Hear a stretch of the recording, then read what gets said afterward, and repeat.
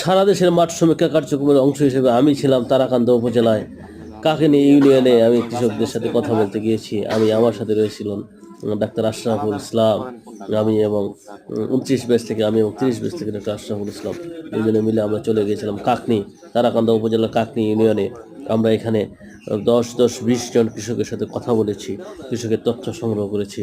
কৃষকের কতটুকু জমিতে তারা চাষাবাদ করেন, কতটুকু জমিতে তারা সবজি চাষ করেন, কতটুকু জমিতে তাদের সদস্য সংখ্যা কত, তাদের পাকা বাড়ি না টিন শেড বাড়ি, তাদের রাস্তাঘাট কেমন, বাজার সুবিধা কেমন, তাদের থেকে বাজারে যেতে কত সময় লাগে, হাসপাতাল সুবিধা আছে কিনা, তারা পর্যাপ্ত বীজ সংগ্রহ করতে পারছেন কিনা, পর্যাপ্ত উপজেলা কৃষি অফিসের কার্যালয় থেকে তারা প্রতিনিয়ত উপকরণ পাচ্ছেন কিনা, প্রতিনিয়ত উপকরণের পাশাপাশি তাদের কৃষি পরামর্শ পাচ্ছেন কিনা, সব বিষয়গুলো তুলে ধরবার চেষ্টা করেছি। তারা কোনো এনজিও সংস্থা থেকে ঋণ নিয়েছেন কিনা, তাদেরকে তাদের পরিবারে শিক্ষার হার কতটুকু, তারা ঋণ নিলে কত % হারে ঋণ নিয়েছেন, সবগুলো তথ্য তুলে ধরবার চেষ্টা করেছি আমি। আমার সাথে রয়েছেন ডাক্তার আশরাফুল ইসলাম পানি সম্পদ অধিদপ্তর BLRA কর্মরত রয়েছেন, আর আমি সায়েন্টিফিক অফিসার হিসেবে রয়েছি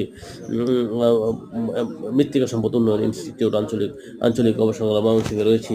আমরা কথা বলেছি কৃষকদের সাথে, কৃষকের সুবিধা অসুবিধা তুলে ধরবার চেষ্টা করেছি। বিভিন্ন তথ্য 10টা ফর্মে 10 জন কৃষকের তথ্য পূরণ করে আমরা নিয়ে এসেছি।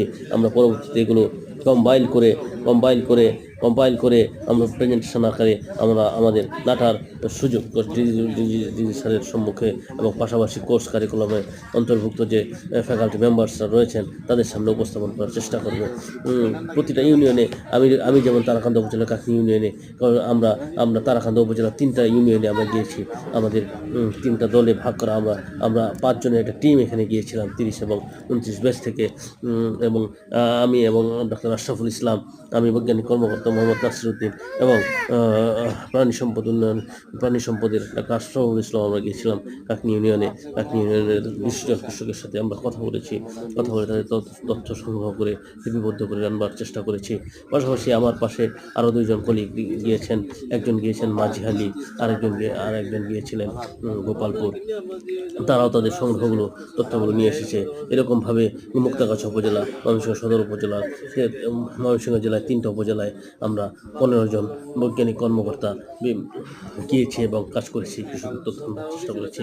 এইরকমভাবেই সারা বাংলাদেশের প্রত্যেকটা ডিস্ট্রিক্টের 3-4টা করে উপজেলা আমাদের বৈজ্ঞানিক কর্মকর্তাগণ ছড়িয়ে ছিটিয়ে গিয়েছেন এবং কৃষি এবং কৃষকের তথ্য তুলে আনবার চেষ্টা করেছেন, কৃষকের কথা শুনেছেন এবং তাদের সুবিধা অসুবিধা সব কিছু লিপিবদ্ধ করে আনবার চেষ্টা করেছেন, যেগুলো আমরা পরবর্তীতে নাটায় আমরা উপস্থাপন করবার চেষ্টা করব। ধন্যবাদ সবাই।